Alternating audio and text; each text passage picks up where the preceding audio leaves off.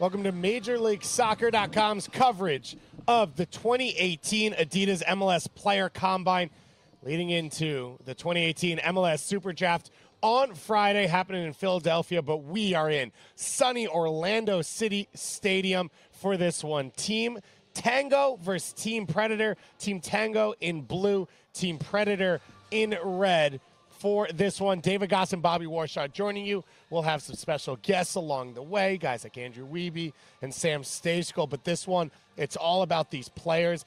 Another chance to prove themselves to the 23 coaching staffs littered around this stadium from Major League Soccer. For Team Predator, coming out in this one in red, they've got Jeff Caldwell in goal, a back four from right to left of Mark Segbers, a fullback out of University of Wisconsin that had a very bright first day. Alex Bumpus and Corey Brown will be the center back pairing. Two center backs with around 5'10", 5'11", so not a lot of size there. And Justin Fittis at left back. In the midfield three, it'll be Leon Schwartzer at the deep position, Manuel Cordero at the number 8, and Xavier Gomez at the number 10, and the attacking three from right to left, Jordan Jones out of Oregon State, who had a goal in the first game here at the Combine, Albert Ruiz, who also scored at center forward, and Sam Gainford on the left side. For Team Tango, coming out in blue for this one, they've got Ben Lundgaard in goal, the PDL goalkeeper of the year out of Virginia Tech. Right to left along their backline, Brandon Bai, Thomas Hilliard Arce, A.J. Patterson, and João Moutinho. In midfield, Oliver Shannon, Bellana, and Jose Correa Garcia. And the attacking front three, a dangerous group. Max Steves in the middle, Edward Apoku on his right, and Chris Mueller. 20 assists this year at Wisconsin on his left. Bobby Warshaw, a lot of names, a lot of positions. Who are you excited to see? Yeah, David, let's just go sexy right away, man. Let's talk about the top picks, because that's really what everyone wants to hear about. And we've got 4 likely top 10 picks that are going to take place in this game, with the potential and probable number 1 pick, João Moutinho. Sam Stejskal reported that LAFC is willing to trade the pick, but at the same time, they understand that roster depth is difficult to come about in your first year, and a guy like João Moutinho solves that problem. He can play center back. He can play left back. He can play center mid. And you look at his competition for that number 1 spot, a guy like Tomas Hilliard Arce out of Stanford, who is only a center back, or Chris Mueller, who is really only probably a left winger or center midfielder, or a guy like Picaro who can only play up high. João Moutinho can solve multiple problems for LAFC in their expansion year, but he's got to prove it, David. He's got Tomas Hilliard Arce, who did not have a great game his first day. But people who have known Hilliard Arce around Stanford for 5-6 years know he's always played better when his backup is up against the wall. When he's had a poor game, when he's had a couple poor training sessions, when you're starting to feel down and out about the guy, is when Tomas Hilliard Arce puts in his best performances. And as Sam Stejskal is reporting from around the Combine, or as Wiebe said, essentially Major League Soccer's winter meetings, people really like John Vaquero. John Vaquero, the son of a Spanish international, a Barcelona legend. He was Mac Hermann Trophy winner for the best player in college soccer. He'll start this game on the bench for Team Predator. There'll be 7 subs for Team Tango, 6 for Team Predator. All of them will get equal minutes. It's just some games, some players start, others don't. Mo Adams, a Generation Adidas signing out of Syracuse, an Englishman, still having trouble with his visa getting over here. So he is not part of this combine right now, but considered at the top or one of the top holding midfielders in this class for teams that are looking for a number 6 or number 8 to join their squad. You look at this list, Bobby. You mentioned Hilliard Arce. He's playing next to A.J. Patterson, who's not a natural center back. How does that change this game and maybe what coaches are going to look for out of Hilliard Arce? It just gives Hilliard Arce a moment to shine. Not that it did anything to do with Patterson, but because Patterson's new in the position, Hilliard Arce can guide him through. As a young player, someone who might not have the passing ability as other guys on the list or on MLS rosters, Hilliard Arce needs to show that he's a leader, needs to show that he can be commanding presence on the field. We are ready to get started here for the second game of day 2. Guido Gonzalez, our head official, his assistants, Andre Schwartz and Frank Villizan. Fourth official, Matt Franz. And we do have video replay here at the Combine, the VAR today, Jeff Gamble. It was used in the first game of today to call a penalty kick. There was a clear and obvious error in calling it a free kick outside the box. Brian White earned it and scored it as Team Nemesis took a 3-1 victory in our first game of the day. Here's one thing I expect from this game, David. Team Predator was very good in the first game. They took it to Team Nemesis, dominated the game from the front to back. So today, I fully expect Team Predator to get outplayed. It's just a natural part of being a human. You have a good game, you take your foot off the pedal. I know their coaches would have told them to stay intense, to stay on top of it, but you have one good day, and you just think you've accomplished something. So I would expect them to get outplayed, but the onus is on them to keep their intensity high, to keep their focus high, and show that it wasn't just a one-game thing, that it was about their ability and their overall skill level. Team Predators head coach John Trask, the University of Wisconsin head coach, and Luchi Gonzalez, their assistant coach, the youth coach for FC Dallas. On the flip side for Team Tango, Chris Kelderman, the University of Wisconsin-Milwaukee head coach, and his assistant here for the Combine has been Brian Scales, the New England Revolution youth coach. So Team Predator in red going left to right to start this game off, and Team Tango in blue going right to left to get this one started. 40-minute halves, an 80-minute game total. A stoppage time is available in both halves. For the LAFC and LA Galaxy fans out there thinking about the #1 pick, with João Moutinho at left back, look at the little things like what he does on the weak side. If we watch him right here as the ball is on his team's right, what is his spacing like with the center back? Does he hold the line?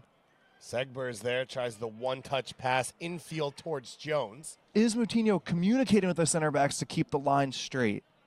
There's a ton that happens off the ball for outside backs.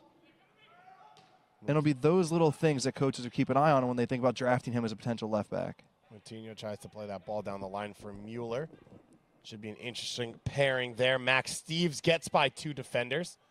Charging into the box. He cuts it back for a Poku.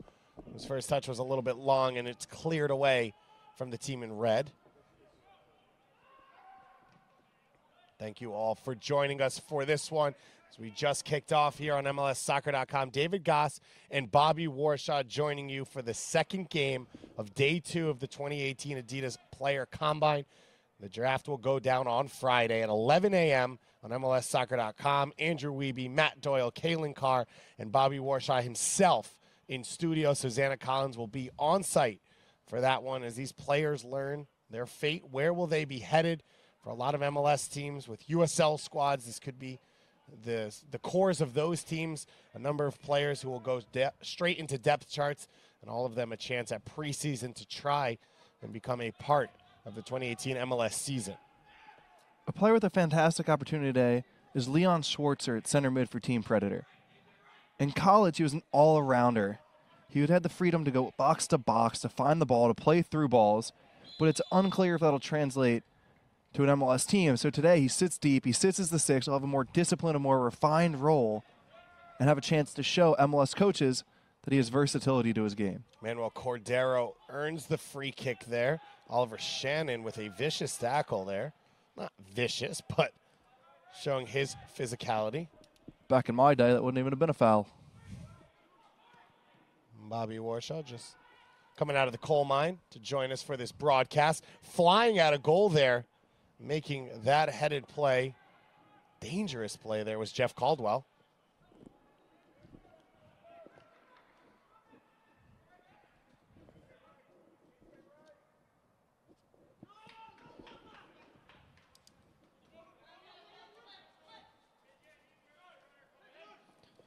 David, I had Chris Mueller in the War Room yesterday breaking down his film from the first game, and one question I have, which I brought up often, is can he connect simple passes? Is he a guy who can do more than make the final pass? And he said yes. He said he feels very confident that he can adjust his game when he starts to play with other elite levels. So that's one thing I'll be looking for. Does he simplify his game? Does he get it and make simple passing, moving decisions? And this ball rotated through by Albert Ruiz.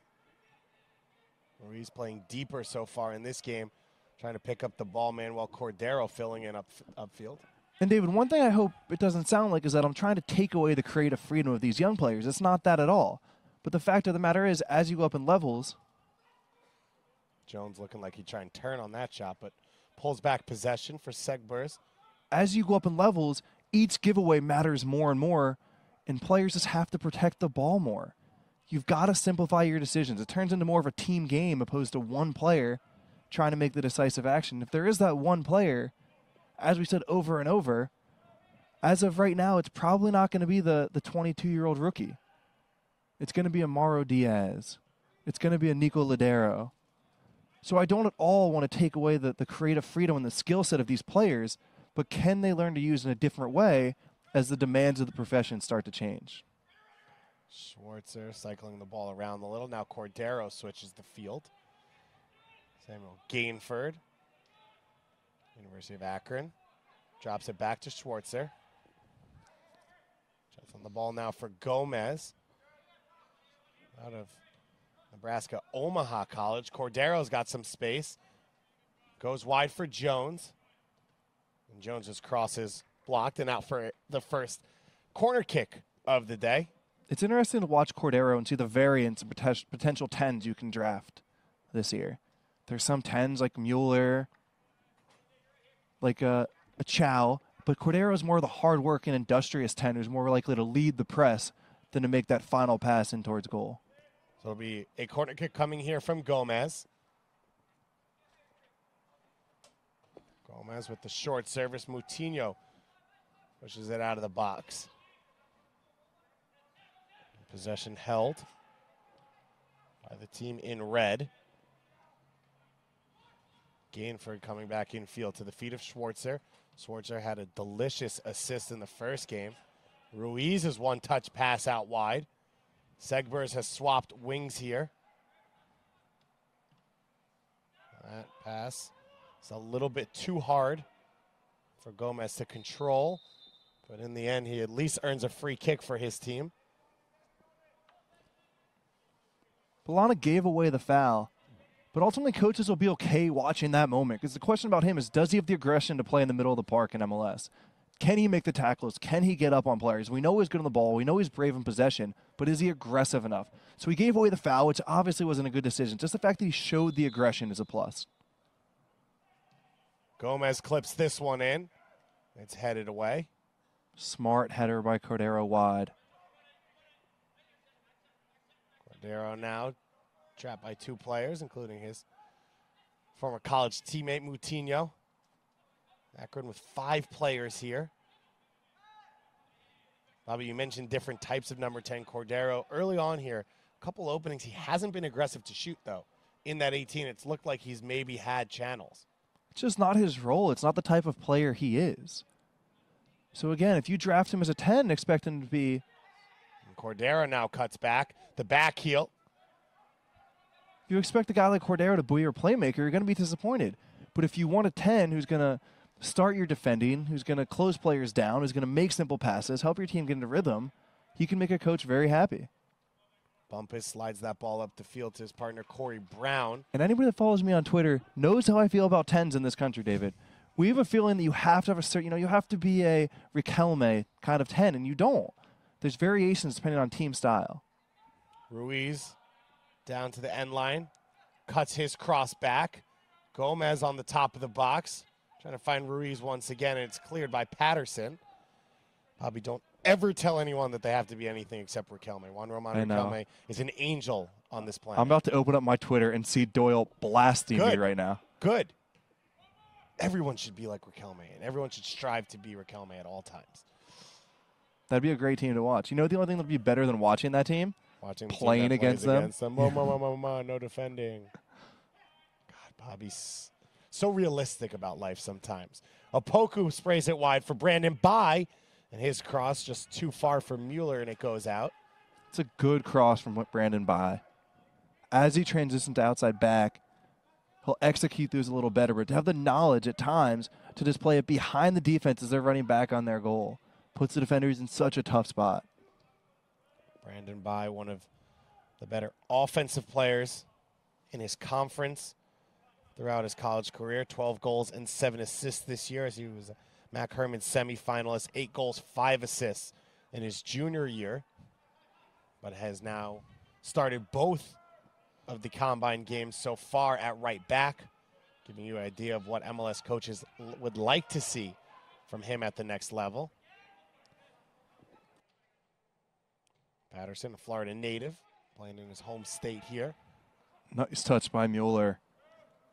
Mueller having a chance to play inside a little bit more in this one. Good use of his body as well. We talked about it last game, just getting that front foot in front of the defender and forcing the foul. They have to stop and they allow you to continue. Mueller able to body off Schwartzer and then earn the free kick. Look at that left foot. Sometimes you don't have to be the first to the ball. You can use your body and hold off the defender. Such an intelligent play by Mueller.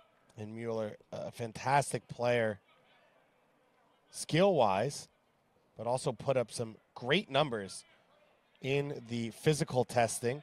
He was number 2 in agility and in the top 10 in the speed component. And for a player who was an assist man, maybe a little bit more technical in college, good to see he has that side of his game. It'll be Mueller on this set piece, one of the best takers in all of college. Curls this one in and right on the goalkeeper's arms.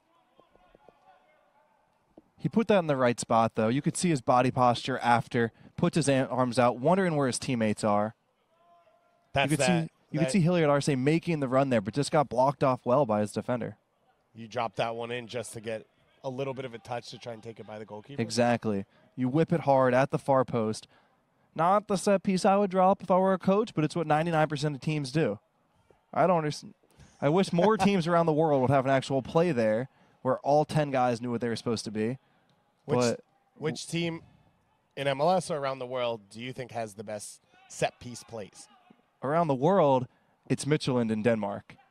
You know, I've scored average multiple goals a game from set pieces. Segber is charging forward, and Jones' shot is put over everything. And that's a good pass back by Segber, though. Didn't get too excited, kept his composure, laid the ball off to the open player. But in MLS, you know, that is a pretty easy answer in MLS who's the best at set pieces. Is it Red Bulls? It's Red Bulls. Not quite as good this year, just because people knew that they were working on them, and they were trying to try a little too hard to find something special. Bumpus over to cover. Is it back to the goalkeeper under pressure there? That pass is something that Moutinho talked about a lot yesterday in the war room. I asked him, as a defender, what's your checklist when you're on the ball? And he said his first look is generally for the winger. He tries to find the winger in space or where he can run at his guy one-on-one. He curls across in. Bounces at the edge of the 6 and rolls out. Moutinho right now seems to have his arms up with the ball, kind of not anticipating, doesn't feel comfortable exactly with where his teammates are giving him options. So you're saying it like you think it's Moutinho doing something right and the other's doing something wrong. But as I mentioned last game, it worries me that he's just taking too many touches. At times, don't overthink it. Just get it to the next guy. And, yeah, when you're the best player, that's okay. Right. But he won't be the best player anymore, and he's just got to keep it moving. He's got to let the game happen opposed to trying to make it. Turn here from Jones. Recovery by Patterson, who makes the block. And now ball falls at Moutinho's feet. Segbers takes it away now, charging into the box. Early cross straight into the goalkeeper's arms. Jones is someone you and I differed on after last game, David. I thought he had a very strong game. You weren't quite as sold. You felt like Jones played well because he showed a lot of energy. He closed players down, and he hustled up top. And he took his chance. But it wasn't. It shouldn't have been his only chance. So I agreed with you that the effort and energy was there. I didn't think that the final quality was there in the touch more often than the pass or the shot. And I thought a couple attacks died when they didn't have to. No, it's a fantastic point. Is it better to score your one chance or to miss 4? Right? It sounds like missing 4 would be horrible, but the fact that you get 4 shows you're doing something right as a striker. So I'm totally okay with that observation. But yes, I really like energetic strikers. I really like strikers who are more than just lead your defense. Yes, will lead your defense, will make it hard and make it hard for the other team and make your own teammate's job much easier. And I think for players at this level right now, you're coming in, your hope is to be a super sub probably at that forward position. A guy like Devin Sandoval. Yep. Came into the league, can throw his weight around, can give you size off the bench when you start to pump balls into the box late in the game. That's fantastic. And I think he showed that he could be that. But at the same time, in those scenarios, you're going to get one chance to tie the game, right, or win the game. And you need a guy on the field who can also finish for you. As Segbers gets there just a second too late, Correa Garcia takes it quickly. Switch to the field from Steves. Bai tries to play it infield on his first touch. That right there, that's a touch that separates MLS guys who make a roster and MLS starters. You know, Fabinho makes that left back Philadelphia Union, connects that pass. He's got the skill to take it out of the air and lay it off, and that's something these young players will have to fine-tune. Mueller lays it off to Garcia. That switch of the field, though, Max Steves stayed central throughout the first game. Here in the second game, we've already seen him drop deep, come wide, try and show a little bit more of his game. It's hard about the sport of soccer, but particularly in this environment, you've got to show. And at the end of the day, you've got to make individual plays to show that you can play at this level, but you also have to play within yourself. You've got to play within a team scope. You can't be the guy that's trying step overs or going out of position. Lovely layoff by Mueller. Trying to find Correa Garcia again. Good movement by Correa Garcia. That's what he's good at. Get it, move it. He's got to be in the right system. There's not many MLS teams where Correa Garcia could play, but if he's in the right team, he has the skill set. He's got the center of gravity that is special and unique and could really stand out. Schwartzer here switches the field. Easily intercepted by Brandon Bai. Max Steves, we have to mention, sophomore year in college, 11 goals, helped Providence get to a historic college cup. Junior year, 13 goals. And then what should have been his senior year, he comes in as a Mac Herman preseason watch list player, tears his ACL after 2 games, and then misses the entire year. Segbers comes forward now in a battle. And so he was a player who would have been a high draft pick potential. Now he has to come back and prove that he's still that same guy. Yeah, it's tough to do. It's heartbreaking when you hear that about a kid so close to making so many years of hard work come to fruition. He gets the injury. So you just hope that it still works out for him. Of course, Providence, where Julian Gressil came out of. Steves and Gressil, part of the programs that changed the fate of Providence soccer, now consistently one of the top teams in the country, but just over the last few years.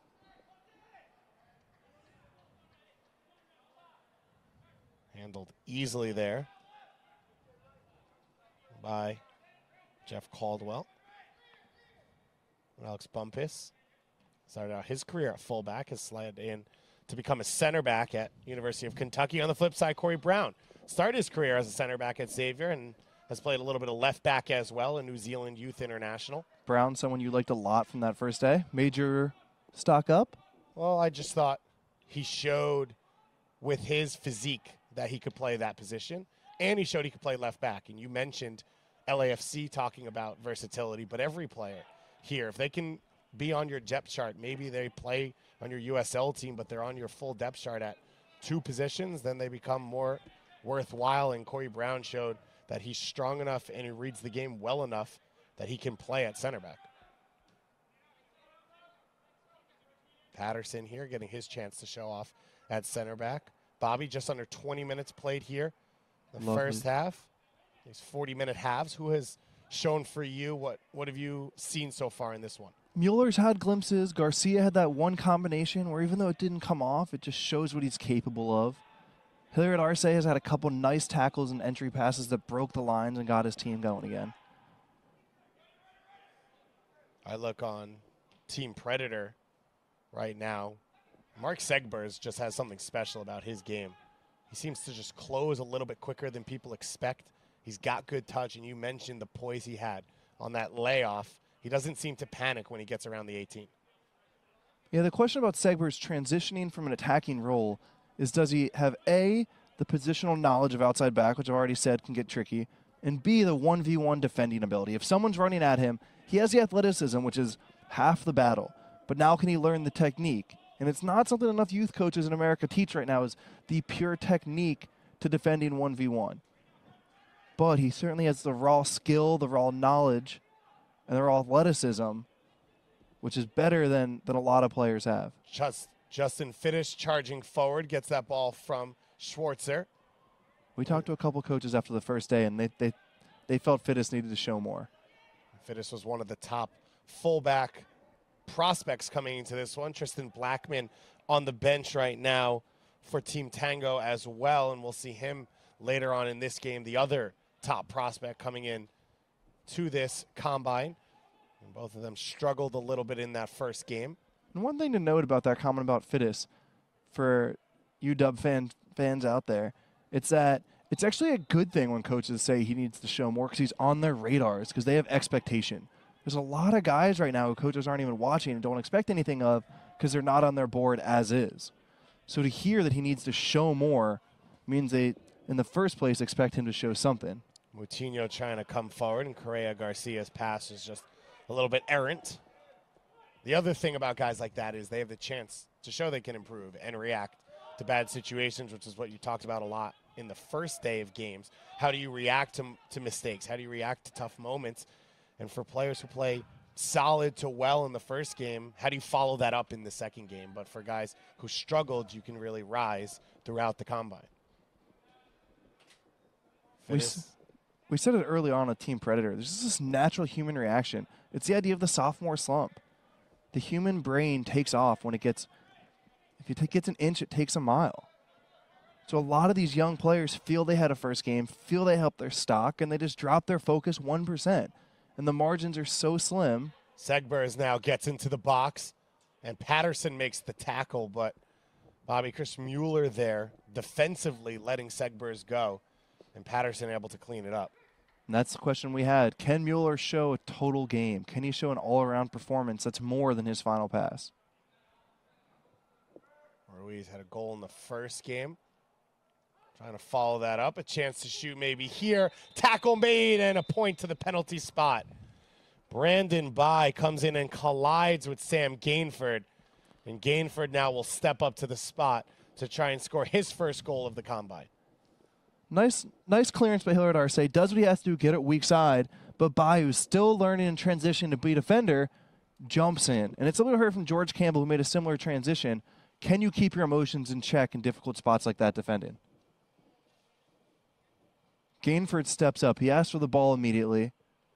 We saw Brian White earn a penalty in the first game of the day and score it himself, going low to his left side under the goalkeeper. And it'll be Jeff Caldwell facing off against Gainford. Ben Lundgaard. And Lundgaard makes the first save, back out, and he makes a diving second save. That's one of the best penalty saves I've ever seen. Gainford did everything right. It's probably going to go side netting. It's below regular height for a goalkeeper to feel comfortable with. And Lundford just gets there. It's a fantastic save. This is one of those times when you say the goalkeeper didn't, or the striker didn't miss it, the goalkeeper made the play. David, here's one thing that I think about, though. If I'm in this combine, I don't step up to take that penalty.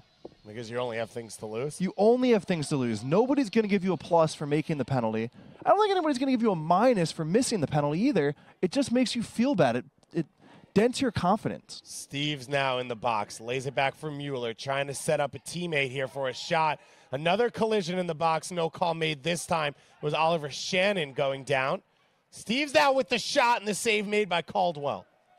Gorgeous weight on that entry pass from Mueller. Nice run from deep from Shannon. But as we talked about last game, Shannon goes forward and Balana holds. You have to love that awareness from both players. Balana holds, Shannon goes, Balana holds. Not only was it gorgeous passing, but intelligent play. Well, you see the save there, but it wasn't called. So it was a goal kick to end that one. Caldwell dropping dimes out of the goalkeeper position, David. Ramondo-esque. And let's talk one more thing. Lundgaard gets up off the ground and pursues that ball about 8 to 10 yards from his goal line and was able to finish off that penalty kick save. You know what that doesn't just tell me? It doesn't just tell me it was a nice save, but it shows me that he's a hard worker in training, because that's exactly what goalkeepers do in practice every day. The goalkeeper coach takes a shot, and they have to get up and get to the next spot right away. They do hundreds and hundreds of reps every day of that exact scenario. And the guys that don't work as hard just take the extra split second on the ground. So I can tell just from watching this play that Lundgaard trains hard every day because he has this muscle memory of doing it properly. And a guy like Pat Onstad or Zach Thornton, guys who have been around this league for a long time and have done thousands of goalkeeper sessions in their life, will notice those differences. So it's not just a brilliant stop by Lundgaard, but it was just his ability to get up and react right away, which will show coaches something. And Lundgaard, PDL goalkeeper of the year out of Virginia Tech, a Delaware native. considered by some to be the top goalkeeper prospect, although all of these goalkeeper prospects, solid prospects across the board. Jeff Caldwell had a great career at UVA. Eric Dick, a big final 2 seasons at Butler, coming in at 6'5". Christensen we saw in the first game as well, coming out of the Portland Timbers Academy, and Michael Nelson from SMU. That's the learning curve for Schwartzer. He becomes a 6. I was just about to compliment his performance. When he got the ball off Bumpus to start the attack, it was great movement to get in between the lines. He opened his hips, he connected the pass, but he gets a little too excited when he gets up in the final third. That's the box-to-box midfielder coming out of him, David. Leon Schwartzer out of Preuße Munster in Germany. Came over through the same program just a year before Gordon Wild. They both ended up at USC Upstate. Dude, how many dimes did they give these goalies today? Look at this. These goalkeepers out here trying to play. Patterson now makes the mistake, and Ruiz follows it up and cleans it up. We'll have... That's better from Schwartzer. We'll have one of the best reporters in Major League Soccer joining us in just a few minutes as Sam Stashkel's out there smelling out trades and transfers and draft picks. Hey, David, don't tell him I got his last name wrong earlier, okay? I think you've gotten it wrong 3 to 4 times throughout today. It's complicated. This one clipped over the top for Bai. Edward Opoku, another quiet game so far. Generation Adidas signing out of the University of Virginia. Played in the Right to Dream Academy with Tuahuene as well as Tumwasi. All 3 of them growing up together, and Opoku just hasn't had moments or hasn't created moments to change the game. Yeah, the others out of that Right to Dream Academy, a couple of other GAs, have really had special moments to show what the coaches might like in them. They've shown flair, they've shown acceleration, but Opoku hasn't quite stepped up and given that glimpse yet. All 3 of them, those Right to Dream players, really wingers at that next level. I like that weak side run from Jones, trying to get off the defender's shoulder, but Matinho answering the questions that we said earlier. As a left back, does he know the detail of how to check his shoulders and watch both the man and the ball, and he did it excellent there.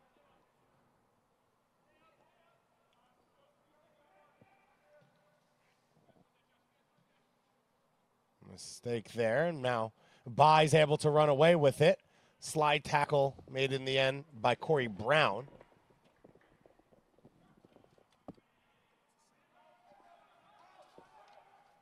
Correa Garcia coming back on the field after going out with an injury.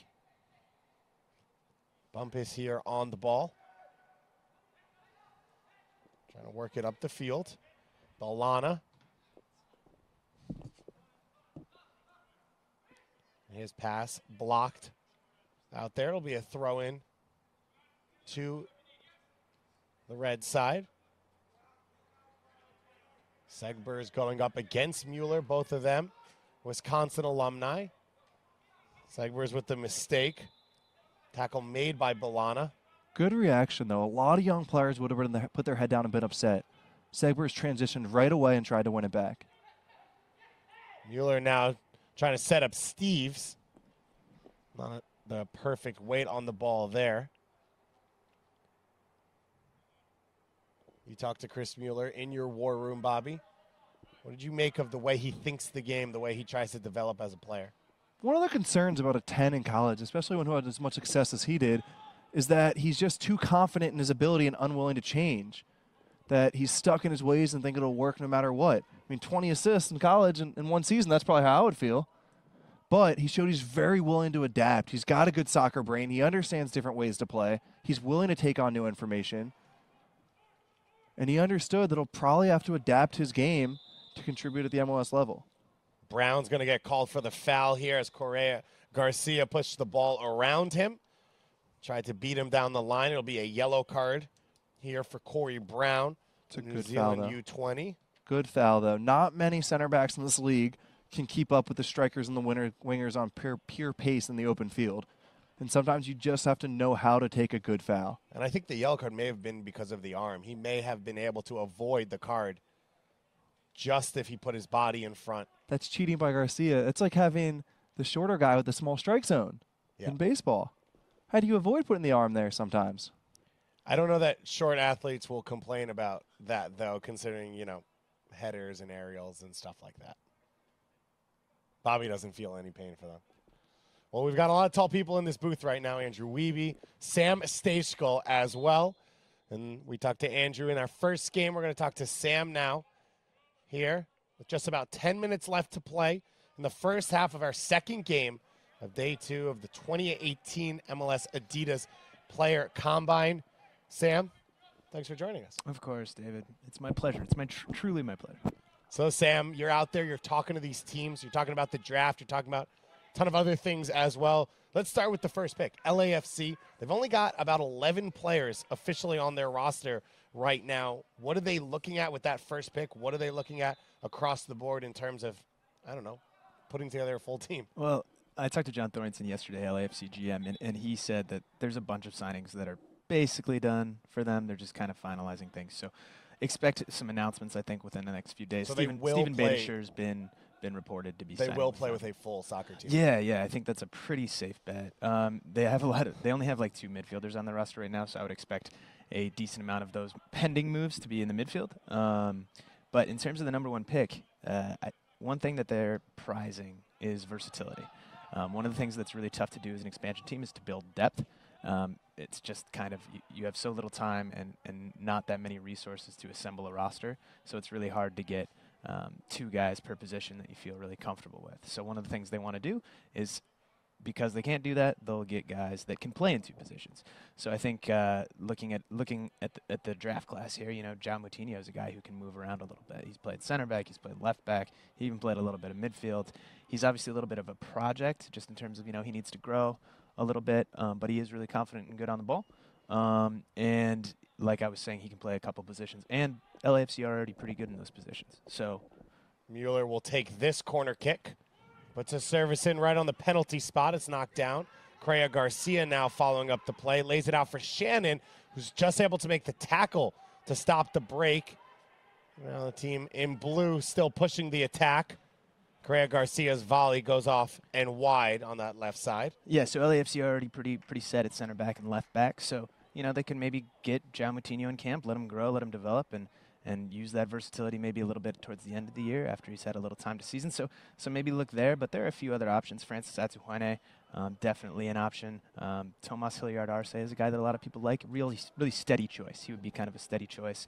A lot of people feel confident that he'll be the guy, that has the solid 10-year career in MLS. So we'll see what they do. They've also received multiple trade offers for it, so they could move the pick as well if they get an offer that they feel tempted by. You mentioned Steven Badischer. He's a starter in MLS Cup. He's an older player, a veteran player. Would he be a starter for LAFC's?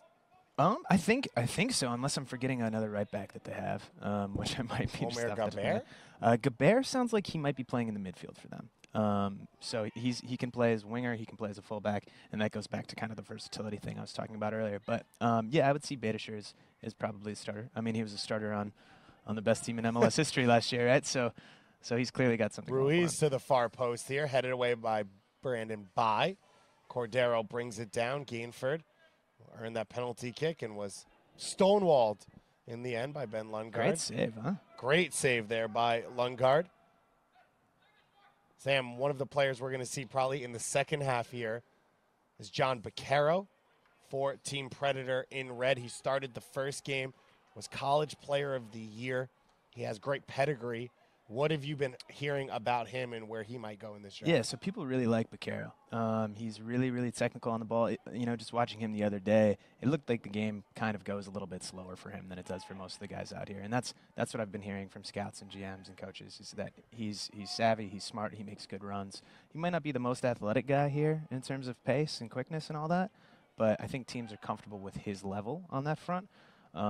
They like him. The question is, right, he's a forward, or he's a number 10, and he can play a little bit in the midfield. So I don't want to pigeonhole him as a number 9, even though that's where he played in college. But teams really spend there in that position. They spend millions of dollars on those players. So is a guy going to be able to break in and really make an impact?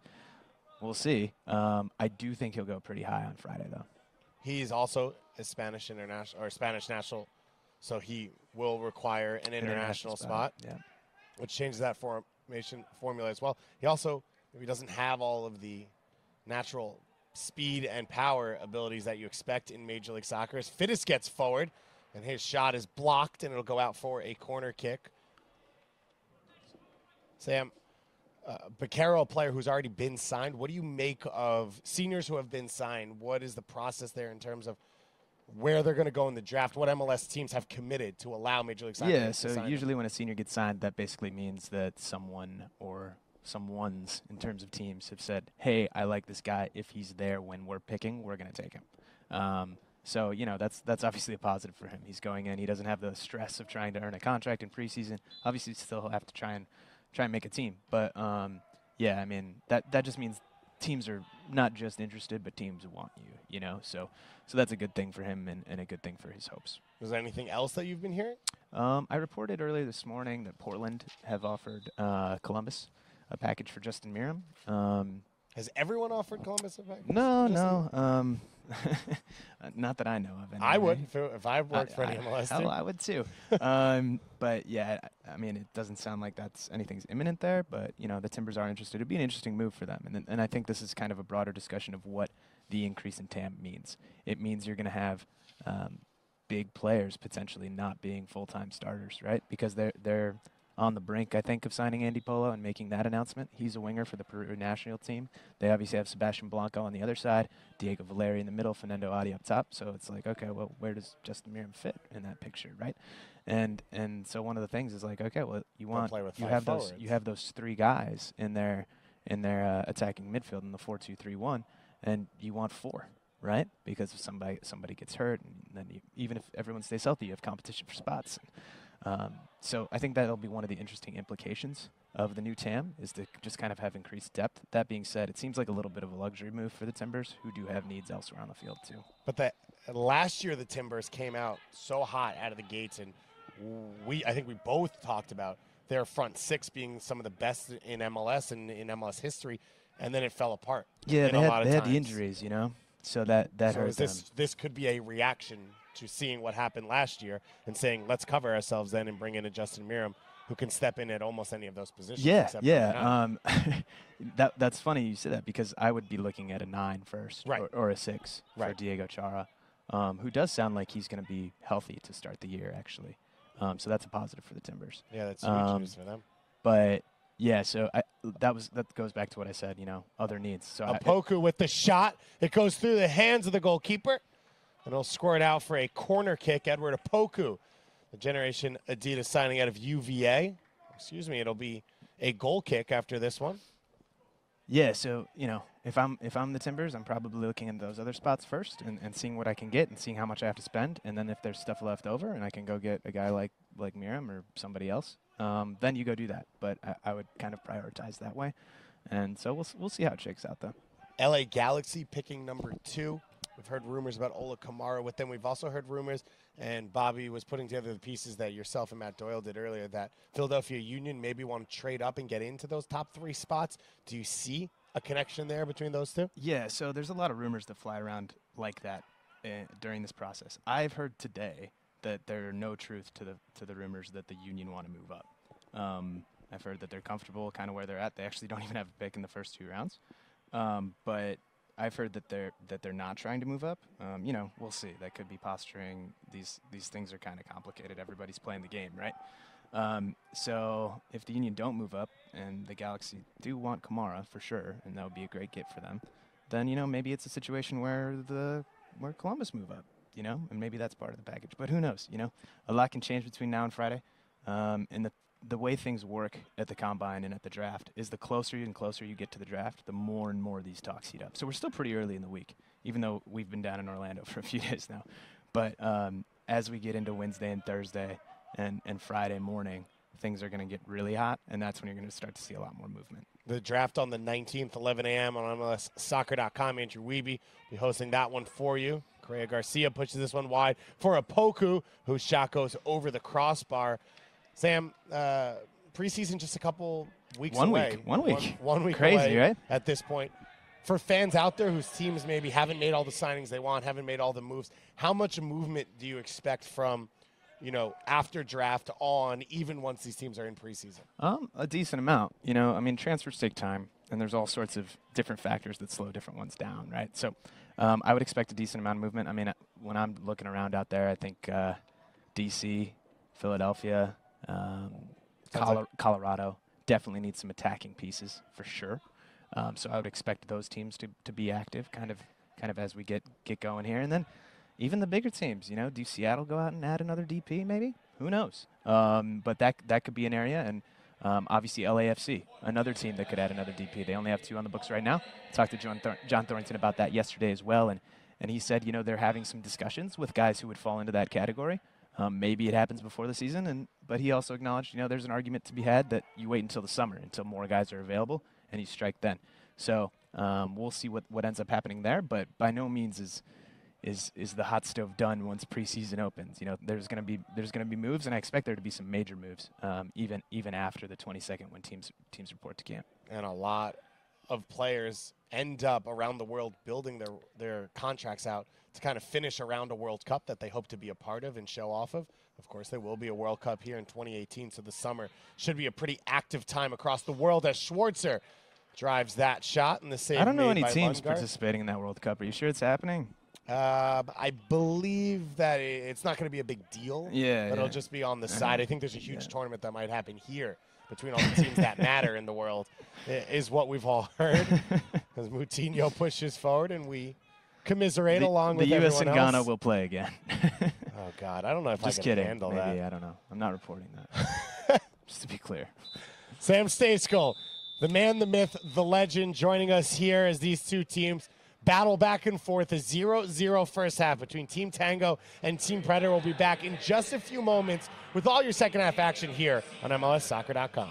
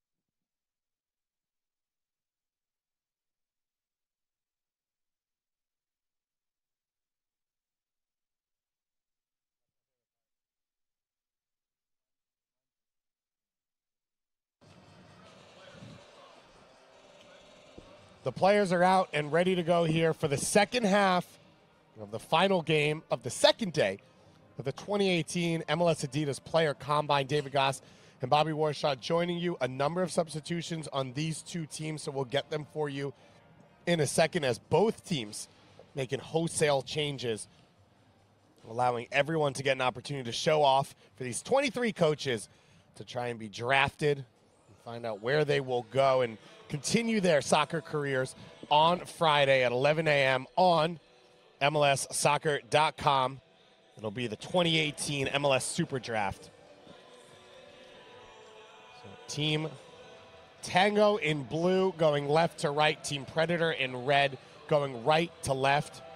For Team Tango, Ben Lundgaard stepping up with a huge penalty kick save on Sam Gainford in the first half, and followed that one up, charging back off his line to clean that play up. On the flip side, Jeff Caldwell's had to make a big save as well. Our head official, Guido Gonzalez, gets us started. Welcome back for the second half of Team Tango versus Team Predator, the final game on day 2 of the 2018 MLS Adidas Player Combine here in Orlando City Stadium. David Goss and Bobby Warshaw joining you as these players have one last chance for the day to show off for these coaches trying to get drafted on Friday at 11 a.m. Hosted in Philly on MLSsoccer.com. The 2018 MLS SuperDraft. Number of subs made coming out of the first half. We will get them all for you. This is Rafael Santos, Brazilian playmaker from VCU. And it's a guy like Santos. They had a strong first day.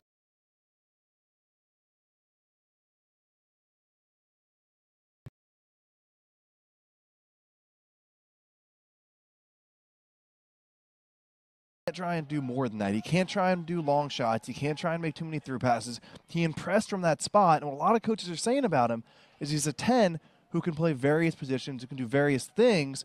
So if he continues to demonstrate that, instead of trying to fall into a traditional mold of a playmaker, it'll help him more than reverting back. So Jeff Caldwell in goal for Team Predator. Marcus Fjortoft in front of him at center back alongside Alex Bumpus. The left back will be the legendary rapper Kit Kat himself, Nate Schultz, at the University of Akron. He put in one of the most impressive performances I've seen of this combine yesterday. Undoubtedly. In the talent show portion of the combine. I'm biased after the performance, but... Yeah, he came directly at Bobby, didn't show any fear of the veteran. And the big man on campus, Mr. Bobby Warshaw, came after him on that one. David, I'm going to be honest. These kids, when we walk through the halls of the hotel, these kids are not scared of us at all. Should they be more scared? Should we be insulted? I don't think anyone should ever be scared of me. I can't even imagine possibly why. Thomas Van Kazel in the holding midfield role as Bashua creates a little bit of space and has it cleared away. Schultz now in a foot race with Picaro. And it goes out. Very nice combination by Aguilar and Mueller at the top of the box. Tidy, clean. The gaps were small, but they found a way to connect. Thomas Van Kazel, a French native coming from Division II, playing in that holding midfield role. This is Giovanni Godoy on the ball now, playing out in the left attacking role. John Vaquero, the Mac Herman Trophy winner that we spoke about with Sam Stachel in the first half, who stayed at the top of the mock draft boards. He'll play at the center forward role. Just behind him will be Rafael Santos in midfield. Xavier Gomez. Picaro, as he did all of day 1, the combine, drops deep and tries to find the ball. Bumpus was playing at right center back, now coming in, playing left center back. Good work from Gomez to turn his defender. The final player on the field still for Team Predator is Jordan Jones, playing in that far right side. On the flip side, for Team Tango in blue, going left to right, Arthur Bashua, who already has the shot at center forward. the Columbia University Ivy League man. He's got Alfonso Pinheiro to the right of him. Chris Mueller to the left. Behind him in this one, in that midfield role, is Pablo Aguilar and Harry Cooksley on the ball here. And along that back four, Brandon Bai, Thomas Hilliard Arce, Tristan Blackman, and Nico De Vera.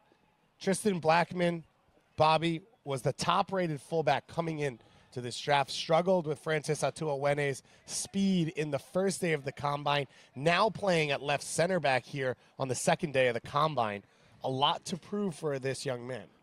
Absolutely, especially when his competition is doing well. It feels like a lot of the guys who are saying their stock are going up are outside backs. Segbers, Manley, Bai, De Vera had a good first day. And especially since the value of outside backs is going up around MLS, they want premier players. So yes, Blackman is highly rated, but his first day wasn't great. But at the same time, it could help him to show he can play center back as well. And that was one of the things that interested teams was he's got great speed and he put up good numbers in the testing, but he has a little bit of height. At 6'1", that he could maybe move in field, especially in a 3-5-2, and play in central midfield. So, center back. So Blackman's going to get a chance to prove this. It's Gomez and Godoy standing over this free kick. We see both Vaquero and Jones standing off sides. What that does is it makes it hard for your defender to track you, because obviously they can't stand there with you or they'll hold you on. Godoy whips it in. And Picaro gets his head to it. It was hard for Hilliard Arce to find the man. And that's something a lot of players in MLS will do. And Hilliard Arce will have to improve that because it will happen time and time again. Now a chance to break the other way. Bashua goes to his left for Mueller. Mueller trying to save it, and he is able to keep it in. He puts in the early cross, and it's taken by Caldwell. Surprised Mueller didn't run into his man there. He had space. He had him isolated, especially since it's a center class Fjortoft, who's always going to struggle with the winger running at him.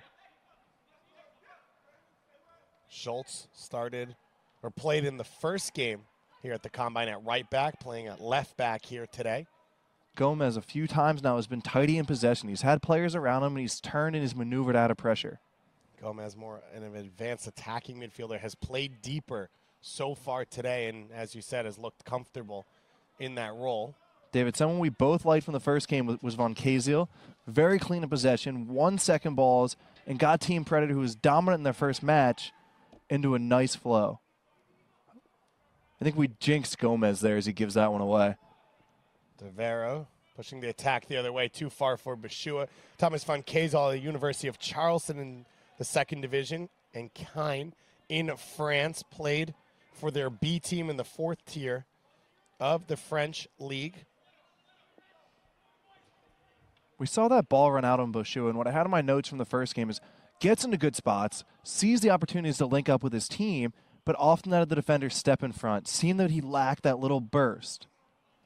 So I'm interested to see today if he can adjust. Now that he's got all top-level defenders from college around him, can he find a way? If he actually can't beat them on first step, does he either have a little more quickness today, or can he solve it with his brain and how he's going to win those battles?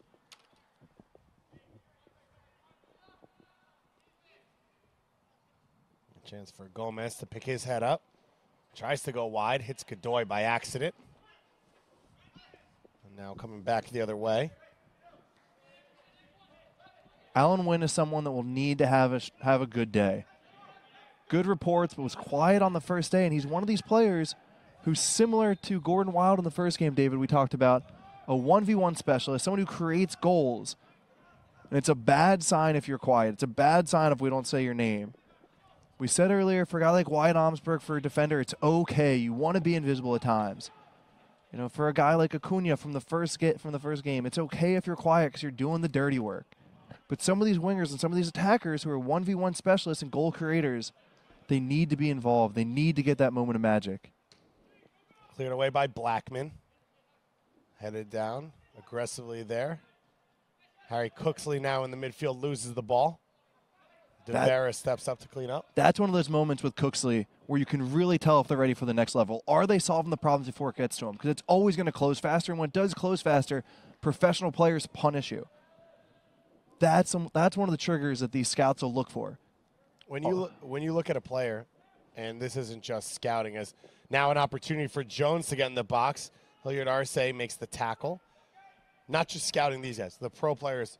How much of what you want a player to do is predetermined in the moment? And I felt like some of these young players, it seems like they pick the ball up and they say, I'm going to beat the first man and get to my right foot.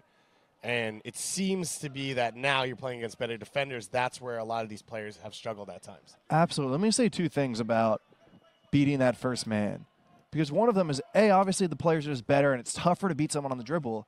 But the second thing is you even have guys like myself in the professional game who, once your livelihood's on the line, even if you beat me, David, I'm going to kick the crap out of you. Right? So at the professional level, this is something that Kyle Beckerman does better than anyone I've ever seen play the game of soccer, who he might not stop you 1v1, but if you get by him, he's going to find a way to stop you and not take a yellow card because he has so much experience doing it. So it's just much harder. You're exactly right, David. A lot of these guys aren't thinking ahead. They have to get the ball. They have to beat someone. But for multiple reasons, because the players are better, because their livelihood's on the line and they just have more determination, that it's just harder to do, and therefore you have to solve the problems in advance.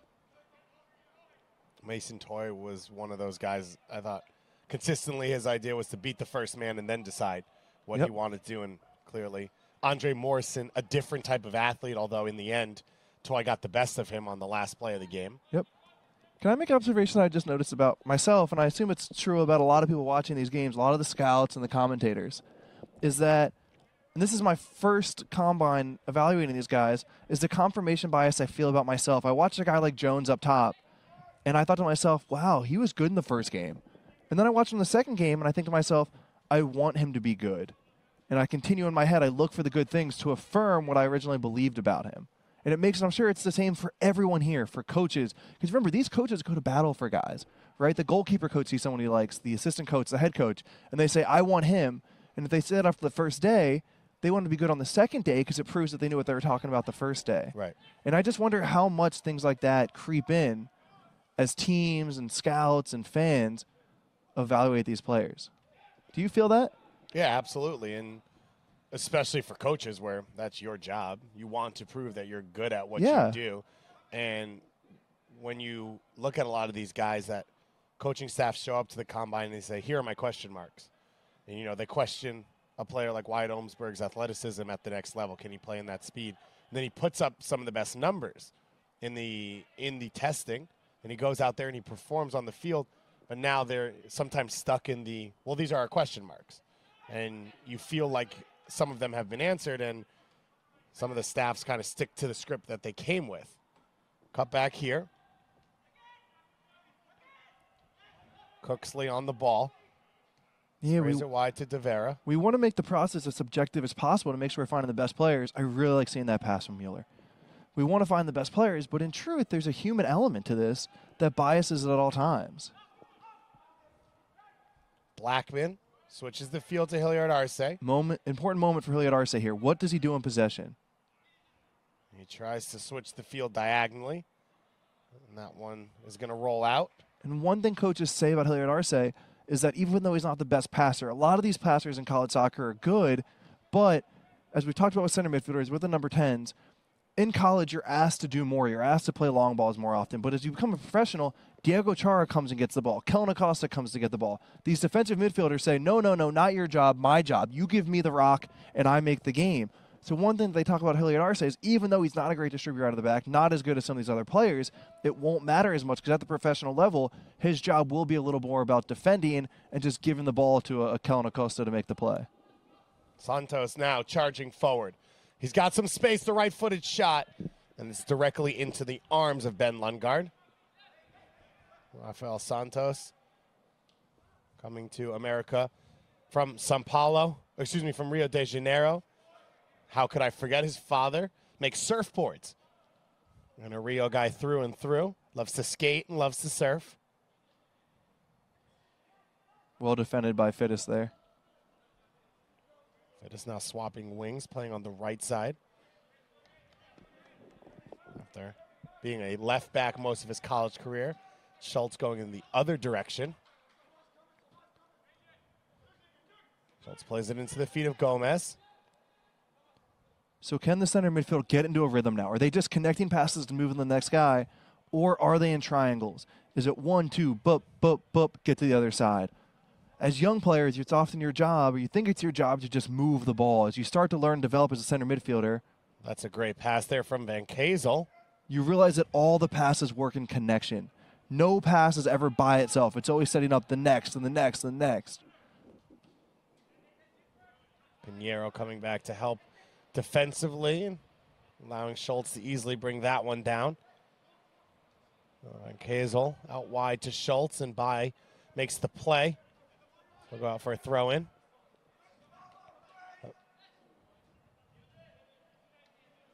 About 15 minutes played here so far. In the second half, just 40-minute halves.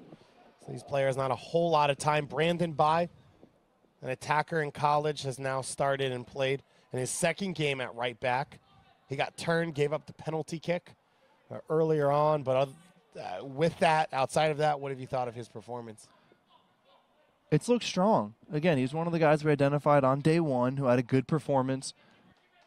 Got overlaps well. When he got into the overlaps, he took his chances, beat his player one-on-one once, got a good ball into the box.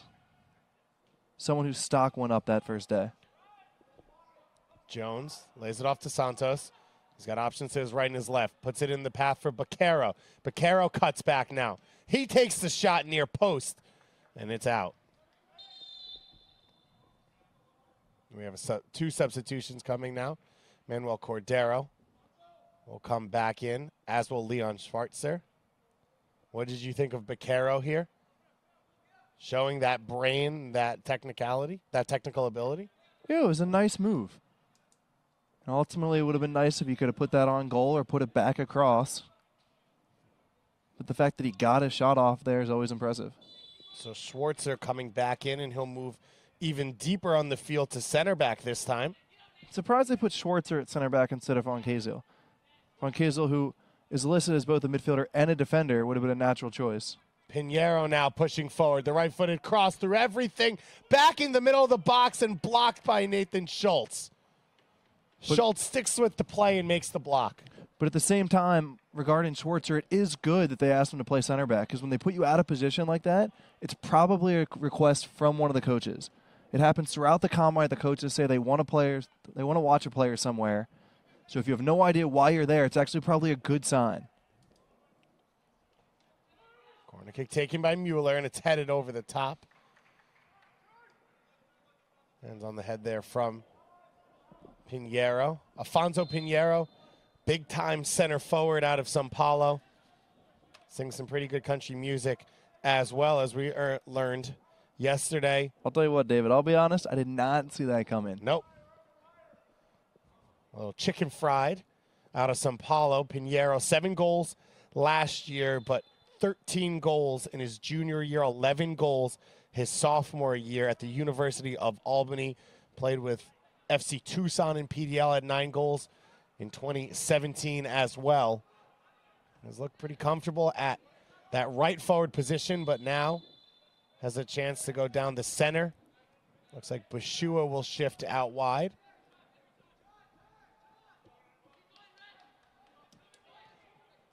And Balana is the man who just came back on the field in place of Mueller. Pal Balana. So he'll play at the base of the midfield.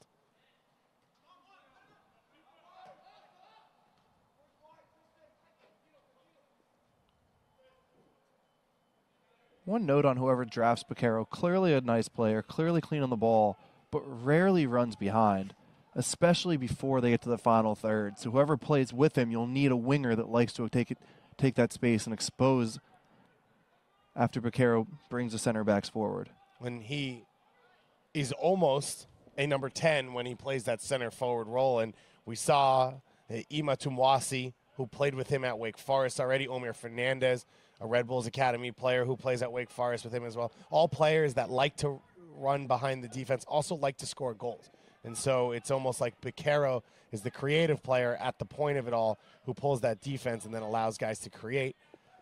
Is there a part of Picaro's game, it was a little bit like Marcus Tracy back in the day, also out of Wake Forest? An absolute legend as well, Mac Herman Trophy winner. Yes. Also, It's what they said about Marcus Tracy. It looks too easy. Right? It looks like he's gliding. It looks like he's not working hard. It's a little bit similar with Picaro, and you just wonder if that worries coaches. I can acknowledge that I see a bias. When I see a player that makes it look so easy, that looks like he's not trying or slows down the game, that I worry. I worry that that translates. are you talking about the Mesut Ozil effect of it looks lazy even though Yes. it's easy and it's their style? The difference, and going back to that exact comparison, there was no question marks around Marcus Tracy's athleticism and strength, But and his interest level and his question marks around his game, and it looks like Justin Fittis won't be able to go any longer, so Corey Brown will come back on for this game. We'll see if Nathan Schultz swaps back to right back, and Brown goes in at left back. Cooksley to take. And he floats it over everyone, and there's no one making that far post run. I'm glad you mentioned that part about Vaquero slowing down the game, because that's my biggest concern. It's that every time he gets it, it slows down. It doesn't seem to have a rhythm and a coordination with his teammates. And obviously, we said many times before, at the college level, when he's the best player, it's okay because he makes the game. But I just wonder, once he plays in a more cohesive system, if he'll show capable of keeping the pace high along with his teammates. So Moutinho now will get a chance to show what he's capable of one more time as Hilliard Arce goes off here in the 60th minute. Bobby, Thomas Hilliard Arce already signed, 3-time champion at Stanford. I don't know if you've heard of it. Never heard of it. How many times, though? Who can count anymore? There's just so many. What do you make of his performance, of what he's been able to do so far at the Combine? It's just been okay. He definitely has some more he could show. He's got a big body of work. He's got 4 years. He's got 3 championships. So his Combine won't mean as much to Tomas since he's been on a lot of television sets throughout the year. But it doesn't change the fact that he could have played better, and that'll draw some concerns by coaches. Schultz heads it away, cleared by Jones. And as you mentioned, Hilliard Arce stepped in as a freshman, started 19 games his freshman year, all 19 games for Stanford. He then proceeded to start 23 games his next 3 years. I don't think anyone in this class has as many minutes under their belt as Hilliard Arce does, and as much tape to watch, as you said. You know who his starting center back partner would have been if he hadn't been stolen at the last second? No. Justin Glad had committed to Stanford right. before he decided to go to RSL. He So did. it would have been Justin Glad and Tomas Hilliard Arce for 4 years. They probably would have won 3 championships. That's true. Justin Glad. I am glad went into Major League Soccer so I could watch him play all the time. He is a phenomenal young center back. By with the cross. One thing that's interesting, Blocked David, by about these drafts is you mentioned that Tomas Hilliard Arce has 80 games under his belt. I always find it interesting when you draft a quarterback to a multi-million-dollar contract, and he only has 10, 11, 12 games he's ever played. That's the sample size you're offering someone. I think it's one of the complaints for some people about the college soccer system in America. The amount of games guys get opportunities, as Cooksley takes the corner kick. It's headed in the middle of the box, but it goes wide from Arthur Bashua, born in South Africa, raised on Long Island. Best friends with Andrew Tenari, who was taken by New York Red Bulls last year, and star player for Red Bulls too. Looks like Mark Segbers is going to come back on. Jordan Jones will check out. We'll see if Segbers gets an opportunity to stay up the field and play in midfield in place of Jones. It looks like he will. Segbers didn't have a lot of questions asked of him, Bobby, in this game defensively. So it's almost the good and the bad of no mistakes, clean game for him, but not a lot of opportunity to show he can be a fullback at the next level. Yeah, he's done what was asked of him. And as they say, you can't do much more. It's part of what makes it so tough for these players. Just 3 games. There's only so many minutes to go around, and as we've said over and over, a lot of these guys hadn't met before. David, I'm not sure Brown, for Team Predators, give him the ball away in 2 games. Both center back and left center back. Or center back and left back. Santos Has been very now efficient. charging forward. He got by Balana, but couldn't find his teammate. And Brown had one moment where he struggled a little bit in the corner, I think while Sam Stage Goal was with me, so Bobby was off taking a nap. But now that Bobby's back, maybe you just need to watch every one of Corey Brown's games for the rest of his career, and he'll have a super solid professional career. Of course, there's a man in Colorado named Anthony Hudson, former head coach of New Zealand, current head coach of the Rapids. Will be very familiar with the New Zealand players around Major League Soccer, of which there are many, Corey Brown being one of them. Bobby, a lot of moves left to still be made by the Colorado Rapids. What do you make of what that roster and what that franchise can be? They got to make a lot of those. They got to make a lot of moves. There's not only way to put it. They have a lot of work to do. They probably need to find another forward. Depending on what they do with Gashi or Agner, they got to find a 10. They need another defensive midfielder, maybe a couple center backs, or they play similar they do with Mastroeni and just buckle down. Changing of attack. Now Wynn goes coast to coast. And across the field for Bashua.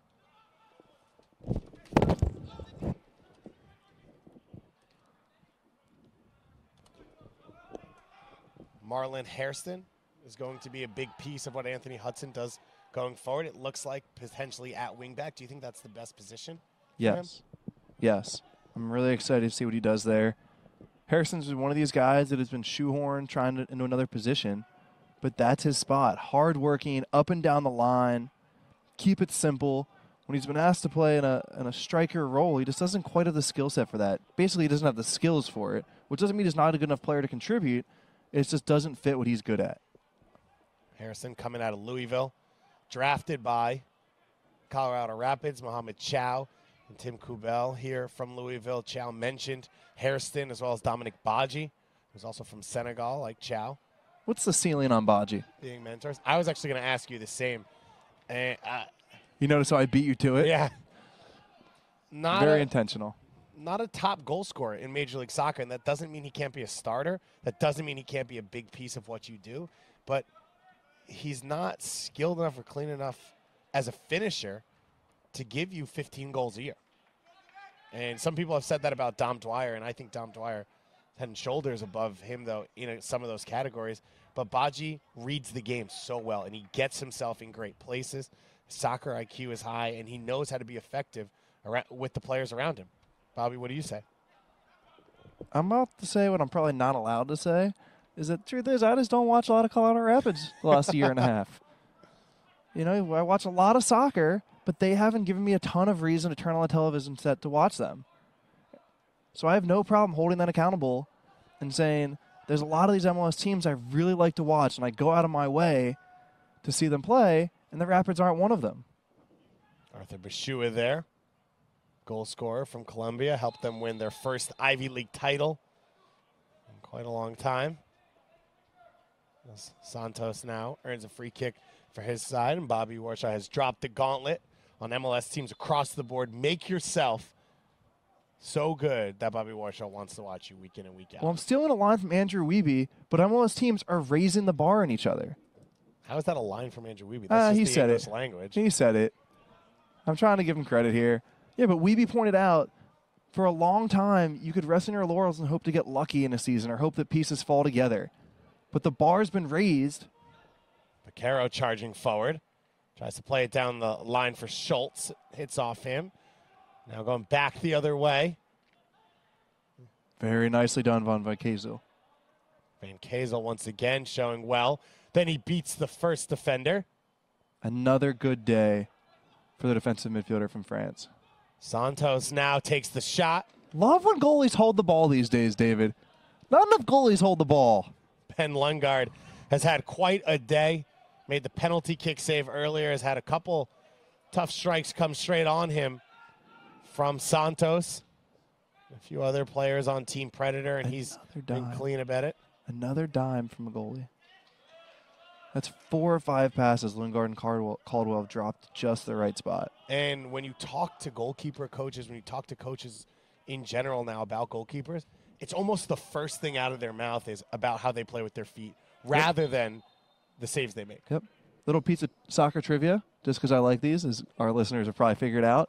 Do you know what year the rule was instituted that you can no longer pass the ball to the goalie and he can pick it up with his hands? I'm going to say 1987. You're looking at Andrew Wiebe, who doesn't have a microphone on, but he can answer, and then I can say what you're saying. 1994, I believe. 1994? We might have. Yeah, that's what Andrew Wiebe was about to say. Oh, Mr. Andrew Wiebe. I'm pretty sure it was right after Denmark won the 92 Euros, largely because they would get a lead and kick it back to Peter Schmeichel every 5 minutes. Right. There's a great play where, I don't remember what game it was, but it was or who it was, but it was a semifinal or the final. Guy gets the ball with 10 minutes left. He's attacking on a counterattack, puts his foot on it, and knocks it 70 yards back to Schmeichel, who picks it up. That is the beautiful game in all its essence and all its glory. And now we bring on a man who brings his essence and glory to the booth with him. I don't know how I can follow that up. Andrew Wiebe. Well, assuming it probably wasn't accurate, you're probably going to be okay. Right. Walking trivial soccer pursuit, Bobby Warshaw. He went to Stanford. They don't deal in numbers and facts. Everything's in theory. As a general education. Yeah, absolutely. Andrew, how's your day been? It's good. It's good. You know, another day in which you're looking for just little moments. I think if you try to take too much from these games that these guys don't know each other, you end up over-evaluating in some ways. But, you know, overall, I think it's more about team building at this point. So few of these guys will end up being impact players in MLS next year that I think it's it may be a little bit of a folly to read too much into this combine. But there have been some good moments for some highly rated guys, some tougher moments. I thought Mason Toye looked a little bit lost at times, but that entire attack did in that first game. And João Moutinho's had some opportunities to shine here. Left back maybe wasn't a position positionally that he thrived on, but once again, you're thrown in an all-star scenario on short rest in a high-pressure situation, and that's tough. So for me, it's more about what's happening behind the scenes, and I think Philadelphia Union fans and Minnesota United fans want to see more moves, but it sounds like some waiting is going to be had there, and you're not going to see a ton of moves, I don't think, based on some of the conversations I've had. It's not the same kind of hot stove that you might see with Atlanta United or an LAFC who are building out an entire roster. Both those teams kind of insinuating that, you know, it's a develop from within. It's a wait-and-see game for them. They're more later on in the window as things shake out, maybe not as proactive in some ways. And now that may not be what those fan bases want to hear. If you're a Minnesota United fan, you're thinking deja vu, right? That's kind of what you saw last year. They're still in a position where when you say designated player, there's a question mark as to whether that sort of player will arrive. Cooksley's corner put in, headed down. Pinheiro trying to keep it alive. Van Kazel once again makes the play, and now Cordero leading the break the other way. And designated player is one thing, but you know, making your moves at some point is another thing. For Minnesota, do you see any style change coming? No, I think they like I think they look at their squad last year and they're not unhappy with the way things went. I mean, certainly you want the results to be better, and early on the defense was a sieve, and you saw that in the overall numbers. But they like the development of Christian Ramirez. They like the development of Alvin Nunladi. The question is, can both those guys be on the field at the same time, or are you still looking at a competition situation? Segbers gets it wide. Cross cut in by Brown on his left foot, and he'll go out for a corner kick. And it feels like they're accumulating wingers. When you put together that depth chart for Minnesota United, all of a sudden, you know, between Nicholson and Ibarra and Pangop, who they just signed, and Ethan Finley and perhaps Kevin Molino, there's a lot of numbers in those wide positions. So it becomes a competition out there. But then you have to question whether the back line is good enough, whether they have enough quality there, whether the midfield can stand up over the course of an entire season.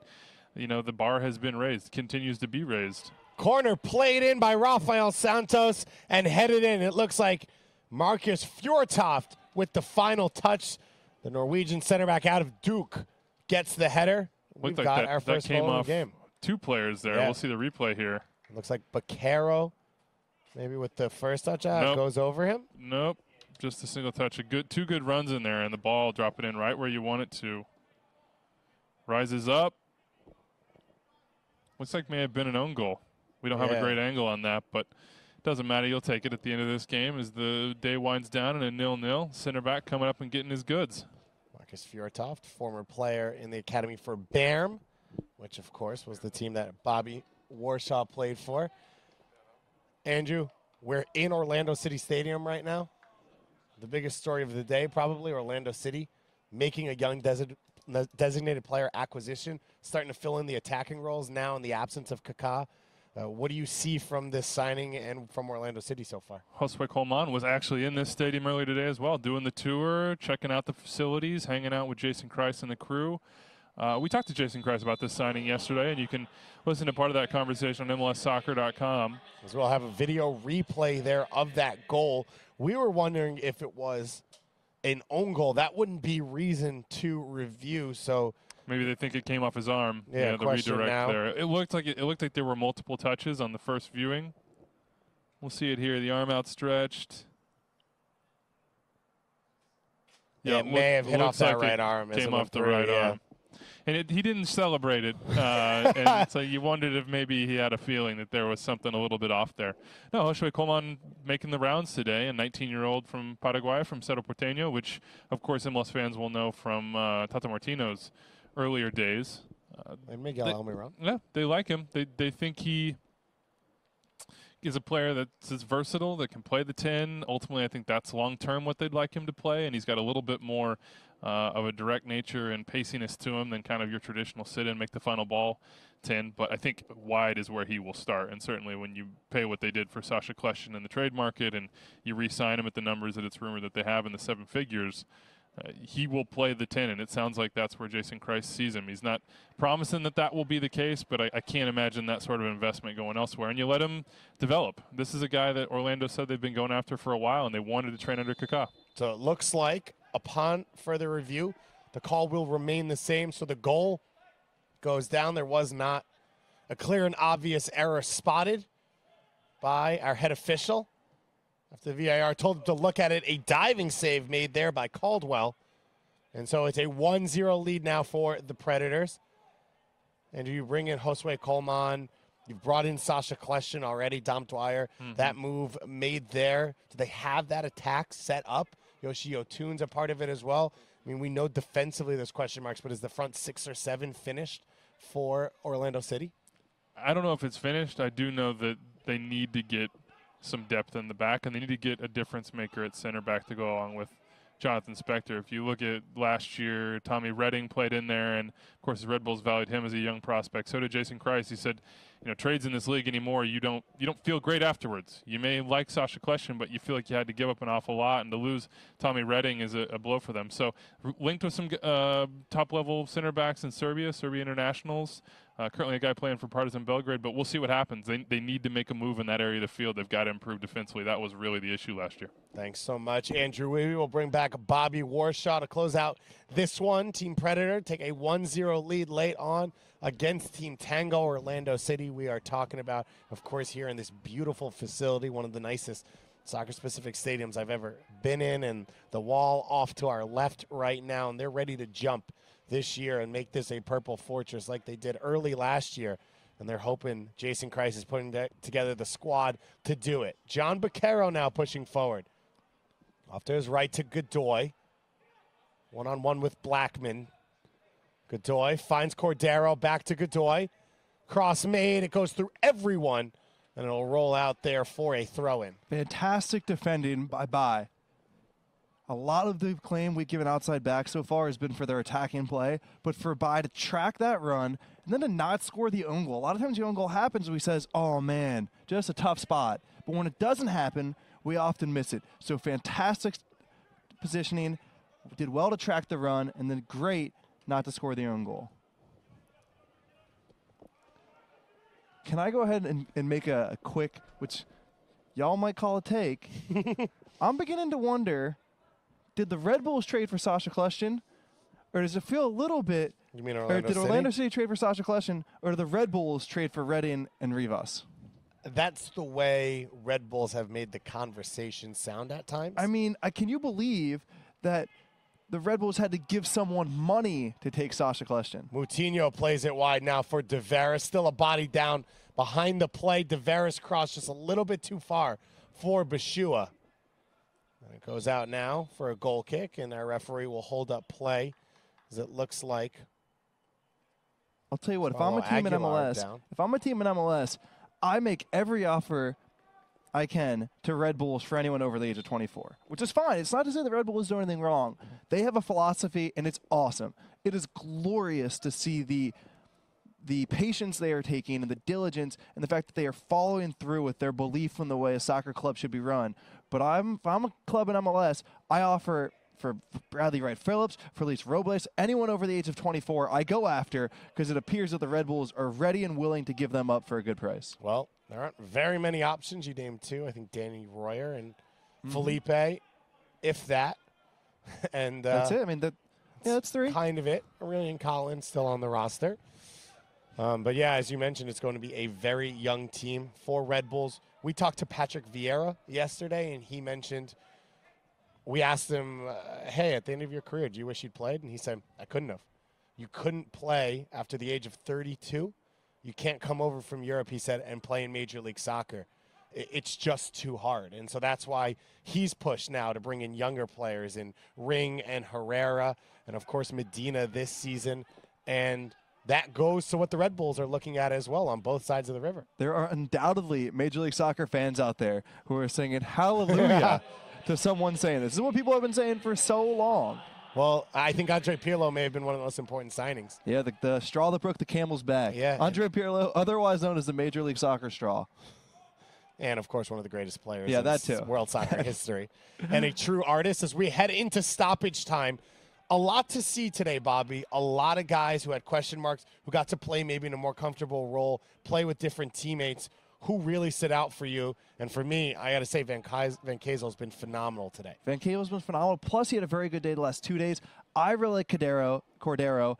Good first game, was even better today. As we've said multiple times, just does what he's good at, sticks to his game. And when I see him, I see someone who I can trust will put in those performances at the next level as well. Is there anyone that stood out for you on Team Predator? Is anyone stood out in the first game? Who were your big winners? Always the pregnant pause. I know. Bobby. Very NPR of you right now. I'm just building the anticipation. Building the anticipation as I flip my team sheet back over. From game one, we talked about Lemma. We talked about Girassi. But I still think the two big winners, even though those guys were good from the first game, the two big winners were Cordero and Van Kezel. Two guys playing in midfield alongside each other for Team Predator. Leon Schwarzer started the game with them, shifted back to center back later on in this game. I think someone who hurt themselves today is Moutinho. Yep. My guess is he still goes number one, but he definitely didn't light up the field from left back. As I tweeted out during halftime, he's got a high center of gravity. It's not about athleticism, right? To me, the most important bit of athleticism in soccer in general is center of gravity, right? How low can you get to move? Given the ball is on the ground, how low can you get? How much can you control your body at the points that are nearest to the ground and to the ball? And for everything John Martino does well, he has a high center of gravity. That concerns me. Bashua now trying to find some space to get the shot away. And he does, but he can't get his foot over it. And that one flies out. In terms of general views from the first 2 days, I've been very impressed with the level of soccer played and the attempting to play soccer. Yep. We say time and time again, the Combine gets a knock because it's usually rough and tough. It's usually ugly soccer. But for the most part, these teams have tried to play and they've tried to combine.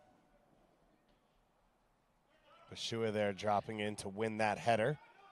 Alan Wynn, similar to Cordero. There he is. This is what we want to see. Can Picaro play in the open field? We know he's a combination striker. What can he do in the open field? Well, he's able to get it wide for Segbers. Segbers takes a little too long on his shot, and Moutinho recovers and makes the play.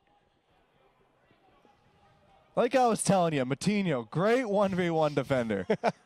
Fantastic. Jean Moutinho able to recover on that one, but Segbers just couldn't get that one out of his feet quick enough. Cross comes in off the head of Bashua, and it outruns Pinheiro, and that will be it for the second day of competition at the 2018 MLS Adidas Player Combine.